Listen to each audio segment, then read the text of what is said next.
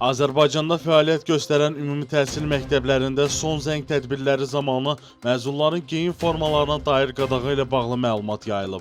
Məlumatda bildirilib ki, məzunların son zəng tədbirlərində yalnız məktəbli forması geyinmələri tələbi qoyulub. Məsələ ilə bağlı Məktəbəqədər və Ümumi Təhsil üzrə Dövlət Agentliyindən cavab olaraq bildirilib ki, təlimatda şagirdlərin məktəbli formalarında olmaları tövsiyə edilib. Agentlik tərəfindən təhsil müəssisələrinə göndərilmiş təlimatda tədbirdə iştirak edəcək şagirdlərin xarici görkəminin və geyiminin oxuduğu təhsil müəssisəsinin nizam-intizam qaydalarına uyğun və səliqəli olmasının təmin edilməsi öz əksini tapıb.